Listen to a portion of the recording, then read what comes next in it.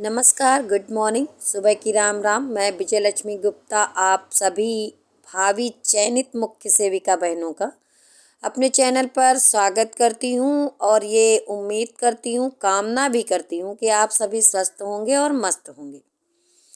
जैसा कि स्क्रीन पर दिख रहा है कि कोई बहन है जो कह रही हैं कि नॉर्मलाइजेशन को लेकर के जो भी लड़कियां कोर्ट जा रही हैं उन पर कुछ बोलिए। बोलूँगी तो बोलोगे कि बोलती है। बोलती मैं तभी हूँ जब मुझे कहा जाता है कि आप कुछ बोलिए। इस पर मैं चुप्पी साध कर बैठी हूँ और कई सारे कमेंट हैं, हालांकि मैंने इन्हीं का कमेंट लगाया है। कई सारे कमेंट हैं जिसमें ये बोला गया कि आप कुछ बोलिए। मैं क्या ही बोलूँ। आप पछताए होत क्या जब चिड़िया चुग गई खेत, या यूँ कह लीजिए कि आप पछताए होत क्या जब नॉर्मलाइजेशन चुग गया खेत। जब 2 शिफ्टों का शेड्यूल जारी हुआ था, आपके नोटिफिकेशन में नॉर्मलाइजेशन को लेकर के बात लिखी गई थी, तब भी कुछ लोगों से बातचीत हुई थी और कहा गया था कि चलिए इसको लेकर के अपनी बात को रखा जाएगा कि इतनी बड़ी संख्या तो है नहीं, 34-35 हज़ार लोग ही हैं और मात्र 42 से 45 हज़ार लोग ने ही फार्म भरा था। फिर इसमें 2 शिफ्टों की क्या आवश्यकता पड़ेगी, चलिए इसको लेकर के अपनी बात को रखा जाए। तब लोगों ने सुना नहीं और तर्क ये दिया कि नॉर्मलाइजेशन क्या केवल मेरे साथ हो जाएगा, होगा तो सबके साथ होगा। और इतना ज़्यादा परेशान थे परीक्षा को लेके कि बस किसी तरह से परीक्षा हो जाए, और हुआ भी यही कि किसी तरह से परीक्षा हो गई। उसके बाद जब स्टे लगा तो भी लोगों को ये लगा कि हम क्यों सहायता करें, गवर्नमेंट करा लेगी, विभाग करा लेगा, आयोग करा लेगा, मेरा नंबर तो अच्छा है, मेरा हो ही जाएगा। तब भी किसी का ध्यान इस बात पर नहीं गया कि 2 शिफ्टों में पेपर हुआ है और किसी भी शिफ्ट में नॉर्मलाइजेशन हो सकता है और किसी भी हद तक हो सकता है। तब भी इस बात को लेके परेशान नहीं थे क्योंकि उनको लग रहा था कि मेरा हो जाएगा। आज जब नहीं हुआ है, किसी को भी नहीं पता था, ना सेकंड शिफ्ट वालों को ना फर्स्ट शिफ्ट वालों को, कि किस में नॉर्मलाइजेशन होगा, कौन प्रभावित होगा। लेकिन ये सबको पता था, शुरुआत से ही पता था कि नॉर्मलाइजेशन होगा। और यही मेन बिंदु है कि आप लोग जान रहे थे कि नॉर्मलाइजेशन होगा लेकिन चुप्पी साध कर बैठे थे। इसके पहले भी मैंने कई बार बोला कि जो लोग चुप्पी साध के बैठे हैं कि अगले लोग बेर झोरेंगे और झोला लेके भाग जाएंगे, या समुद्र मंथन होगा तो हम अमृत लेके भाग जाएंगे, राक्षस की कैटेगरी में थे। तो खैर यहाँ राक्षस नहीं है, यहाँ पर राक्षसियाँ हैं। तो हम अमृत का टोकरा लेके भाग जाएंगे या घड़ा लेके भाग जाएंगे, तो वो लोग अब अमृत का घड़ा लेके भाग नहीं पा रहे हैं। कारण उसका ये है कि नॉर्मलाइजेशन में वो छट गए। नॉर्मलाइजेशन ने मोहिनी रूप धारण किया और अमृत कलश उनसे ले लिया। ठीक है, अमृत कलश ले लिया और वो लेकर भाग नहीं पाए, तो अब वो कोर्ट जाना चाहते हैं, तो और कोर्ट जाएंगे भी। जब मुझसे लोग कह रहे हैं कि आप बोलिए, तो मैं अब बोल रही हूँ बिना डर के। डर मुझे किसी बात का नहीं है। डर ना होने का कारण ये है कि मैं इन चीज़ों को पहले से जान रही हूँ, समझ रही हूँ। लेकिन अकेला चना भाड़ नहीं फोड़ सकता है। किसी भी बड़े कार्य को करने के लिए संगठित होना ज़रूरी है, लेकिन लालच का पर्दा और मैं वाली बात कि मैं क्यों जाऊँ। हम तो आप लोग आज तक नहीं बन पाए, हमेशा मैं करते रहे, और मैं का परिणाम ये हुआ है कि आज मैं करने वाले लोग ही बाहर हो गए हैं। जो हाई मेरिट था, जो 70+ था, जो 65+ था, वो संगठित नहीं हुआ, इसलिए क्योंकि वो तो जान ही रहा था कि अमृत कोई भी मत है और क्या कहते हैं बेर कोई भी झोरे, हमको तो मिल ही जाएंगे क्योंकि हम हाई मेरिट में हैं। लेकिन जो लो गुणांक थे या जिनको जो बॉर्डर लाइन पे थे, वो कभी न संगठित हुए और ना इस लड़ाई, किसी भी प्रकार की वो लड़ाई में शामिल नहीं हुए। बस वो ये सोचते रहे कि मेरा हो जाएगा, हमें क्या करना। ठीक है, अब उनका हुआ नहीं तो वो लोग कोर्ट का रुख कर रहे हैं। अब बात कर लेंगे कोर्ट में उनके जाने से प्रभाव क्या पड़ेगा। कोई भी प्रभाव नहीं पड़ेगा। दुनिया की किसी भी कोर्ट में चले जाएं, कोई प्रभाव पड़ना है नहीं।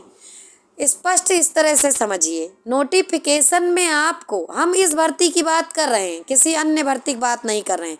मुख्य सेविका भर्ती में अगर कोई नार्मलाइजेशन को लेके कोर्ट कचहरी जाता है तो कुछ नहीं कर पाएगा, क्योंकि कोर्ट आपसे पूछेगा कि ऐसा तो है नहीं कि आप दिव्यांग हैं, आपको दोनों आंखों से दिखता नहीं था, और अगर नहीं भी दिखता था तो आपने पढ़वाया जरूर होगा नोटिफिकेशन किसी से, और अगर श्रवण बाधित थे तो भी आपको कोई ना कोई ऐसा माध्यम जरूर होगा जिससे आप नोटिफिकेशन का अवलोकन किए होंगे। तो जब शुरुआत से ही नार्मलाइजेशन वाली बात इसमें लिखी है तो आप अब जब रिजल्ट जारी हो गया है तब क्यों आए हैं, समझ रहे हैं। और सुप्रीम कोर्ट का आर्डर है कि खेल के बीच में उसके नियम बदले नहीं जाएंगे। यहाँ तो खेल का रिजल्ट भी आ गया है। तो हम बताएं कि नार्मलाइजेशन को लेकर के जो महिलाएं, लड़कियां, उनका हित प्रभावित हुआ है, वो कोर्ट जा रही हैं, तो पहले एक बात जान लीजिए कि ये कोई अभ्यर्थी नहीं है, इनके पीछे एक बहुत बड़ा स्कैंडल है, राकेट है। ऐसे लोग, ऐसे दलाल लोग जुड़े हुए हैं जिनका काम ही यही है कि अब जो लोग अचयनित हैं और वो परेशान हैं, उनसे वो लोग पैसा इकट्ठा करेंगे, कोर्ट में केस डालेंगे, 2-3 सुनवाइयाँ होंगी, केस हो जाएगा खारिज, और पैसा लेके मामा जी हो जाएंगे गायब। ठीक है, आपने एक चैप्टर पढ़ा होगा कि हम सबके मामा हैं। ठीक है, तो ये मामा लोग जो हैं ये अब यही करेंगे, आपको न्याय दिलाने के नाम पर पैसा लेके भाग जाएंगे। सामने से जो भी चेहरा फ्रंट पर आकर के आपको नंबर दे रहा है कि हमारा नंबर ले लो, या हम चैनल बना करके यहाँ पर जो है कर रहे हैं बकवास कि नार्मलाइजेशन को लेकर के हम लड़ेंगे, तो ठीक है, नार्मलाइजेशन को आप लड़िए, बिल्कुल लड़िए, हम भी स्वागत करते हैं, हम भी शामिल हो जाएंगे। लेकिन फिर ये है कि आप नार्मलाइजेशन को लड़िए, वैसे ही लड़िए जैसे आरओ के लिए बच्चों ने लड़ा, या बिहार में खान सर लड़ रहे हैं, वैसे लड़िए कि उत्तर प्रदेश से किसी भी विभाग में फिर नार्मलाइजेशन आयोग में नहीं होना चाहिए। बाकी इस भर्ती में आप नार्मलाइजेशन को लेकर लड़ेंगे तो कोई मतलब निकलेगा नहीं, क्योंकि इसमें प्रक्रिया शुरुआत से लागू और आपने शुरुआत में विरोध किया नहीं। ठीक है, तो जो भी लड़कियां हैं वो समझ लें, जो लड़कियां, महिलाएं, उनके परिजन, गार्जियन, हेली मेली, मित्र, सहयोगी मेरा ये वीडियो सुन रहे हैं ऑडियो, तो वो जान लें कि इस भर्ती में नार्मलाइजेशन को लेके कुछ नहीं होगा। आप नार्मलाइजेशन को लेकर के अगर लड़ रहे हैं तो पूरे जितने भी आयोगों में नार्मलाइजेशन हो रहा है वहाँ पर लेके संयुक्त रूप से लड़िए, और पूरे उत्तर प्रदेश के जो भी छोटे बड़े यूट्यूबर, टीचर, मास्टर, गुरुजी हैं, सबको इकट्ठा करिए तो लड़िए। तो ये अच्छी बात है, लेकिन इसमें अब कुछ नहीं होगा। हम बता रहे हैं, फिर जो लोग 1000 रुपये, 500 रुपये दे करके स्टे हटवाने के लिए सामने नहीं आए, आज उनसे 5000 का चंदा मांगा जा रहा है, वो लोग देंगे भी। बताएं क्यों देंगे? क्योंकि लोग अपने दुख से नहीं परेशान है, दूसरे के सुख से परेशान है। एक कहानी आपने सुनी होगी कि भगवान वरदान देने आए तो पड़ोसी की एक आंख फूट जाए, पड़ोसी के एक गोड़ टूट जाए, ऐसे वाली बातें हैं। मतलब यानी कि पड़ोसी का हाथ पैर टूट जाए इसके लिए अपनी एक आंख फुड़वा लेंगे, क्योंकि भगवान ने यही कहा था कि जो तुम मांगोगे उससे दुगना पड़ोसी के पास हो जाएगा। तो हमारी एक आंख फूट जाए तो पड़ोसी के दोनों फूट जाइए, हमार गोड़ टूट जाए तो पड़ोसी के दोनों टूट जाइए। तो ये सब चल रहा है। लोग अपने दुख से नहीं परेशान हैं, दूसरे के सुख से जले मरे जा रहे हैं।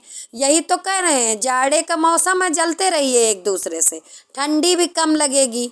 ये मामला है नार्मलाइजेशन को लेकर के। जो लोग कोर्ट जा रहे हैं मेरा वीडियो देख लीजिए और सुन लीजिए, और बाकी लोग जो उनका साथ देने जा रहे हैं उनका स्वागत है, हमको भी बुला लीजिएगा। लेकिन लड़िए तो सबके लिए लड़िए फिर। लेकिन इस भर्ती में कुछ नहीं होगा। अब इसमें आप पढ़े लिखे थे, स्नातक थे, आपने नोटिफिकेशन क्यों नहीं पढ़ा? और अगर पढ़ा तो शुरुआत में आवाज़ क्यों नहीं उठाई? धन्यवाद। फिर मिलेंगे अगले वीडियो में।